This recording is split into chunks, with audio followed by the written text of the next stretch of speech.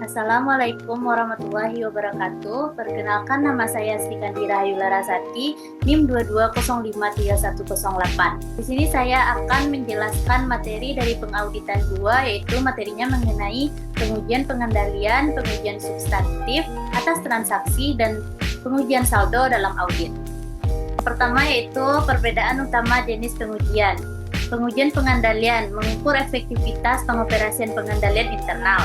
Yang kedua, pengujian substantif atas transaksi mengukur efektivitas pengendalian ketepatan nilai moneter transaksi dalam sistem akuntansi.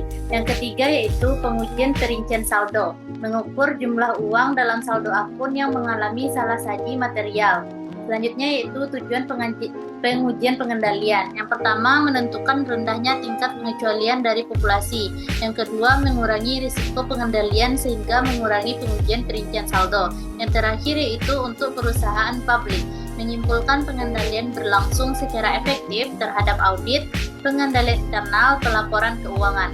Selanjutnya yaitu pengambilan sampel non-statistik. Langkah-langkah pengambilan sampel audit untuk pengujian perincian saldo. Yang pertama, menerapkan tujuan dari pengujian saldo.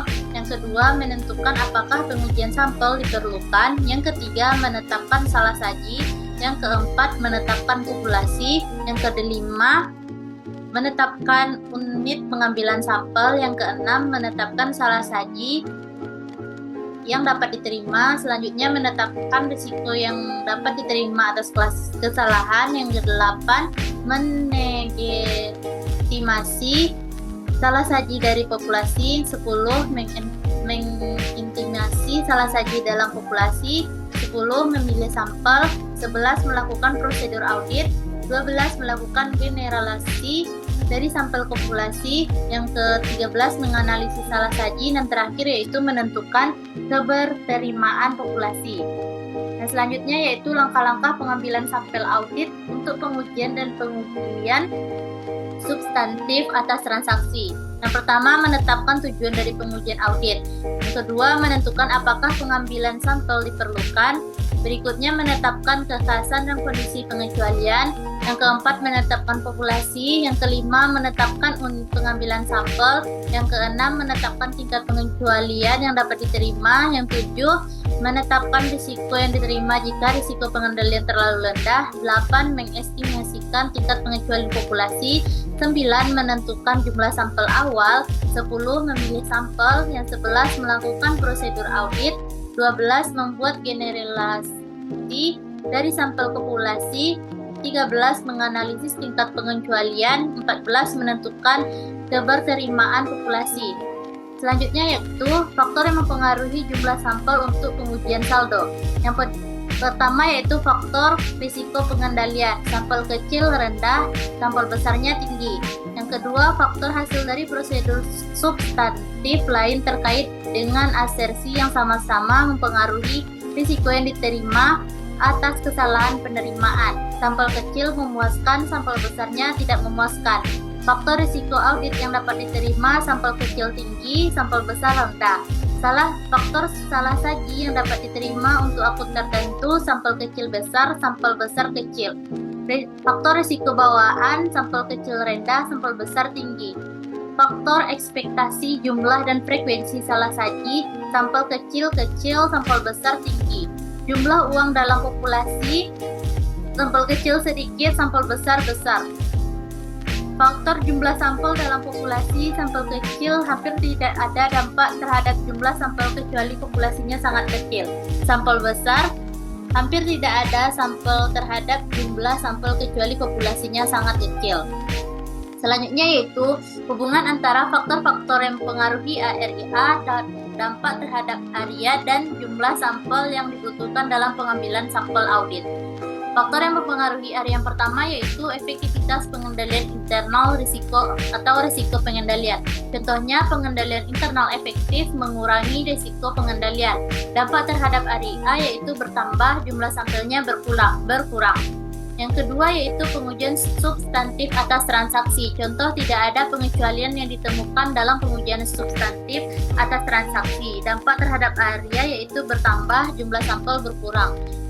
Yang ketiga yaitu risiko audit yang dapat diterima. Contohnya, kemungkinan terjadi kebangkrutan rendah. Nah, risiko audit yang dapat diterima meningkat. Dampak terhadap area itu bertambah, jumlah sampelnya berkurang. Prosedur analitis, contohnya prosedur analitis dilakukan tanpa adanya indikasi salah saji. Nah, dampak terhadap areanya yaitu bertambah, jumlah sampelnya berkurang. Selanjutnya itu dampak ARCR dan area terhadap pengujian substantif. Yang pertama yaitu ARCR, risiko yang diterima jika risiko pengendalian terlalu rendah. Yang kedua, pengendalian diyakini tidak efektif, tidak melakukan pengujian pengendalian menggunakan tingkat area rendah, melakukan pengujian substantif yang luas. Yang ketiga yaitu pengendalian diyakini efektif, melakukan pengujian pengendalian mengurangi RACR, menggunakan area tinggi, melakukan pengujian substantif yang cukup. Selanjutnya yaitu pengambilan sampel unit moneter. Definisi MUS yaitu metode pengambilan sampel statistik yang umum untuk pengujian perincian saldo. Fokusnya pada nilai uang individu sebagai unit sampel. Akun dengan saldo besar memiliki kesempatan lebih besar untuk dipilih. Penilaian awal materialitas menentukan jumlah salah saji yang diterima. Yang selanjutnya yaitu pemilihan sampel dilakukan menggunakan PPS. Terakhir, generalisasi dari sampel ke populasi ketika salah saji tidak ditemukan. Nah, kekurangan dari MUS tersendiri yaitu yang pertama, total batas saji yang dihasilkan saat ditemukan salah saji mungkin terlalu tinggi sehingga tidak dapat digunakan auditor. Selanjutnya yaitu sulit dalam memilih PPS atau probability proportional to size dari populasi besar tanpa bantuan komputer. Nah, pengambilan yang selanjutnya yaitu pengambilan sampel variabel. Klasifikasi metode umum, estimasi perbedaan, estimasi rasio, estimasi rata-rata per unit. Yang kedua yaitu distribusi pengambilan sampel menggunakan nilai rata-rata dan standar deviasi. Inferensi statistik, auditor dapat menarik kesimpulan berdasarkan pengetahuan mengenal distribusi pengambilan sampel. Selanjutnya yaitu metode variabel. Yang pertama yaitu estimasi perbedaan. Nah, estimasi perbedaan mengukur total jumlah salah saji dalam populasi ketika nilai tercatat dan nilai yang diaudit muncul di setiap bagian dalam sampel. Selanjutnya yaitu estimasi risiko.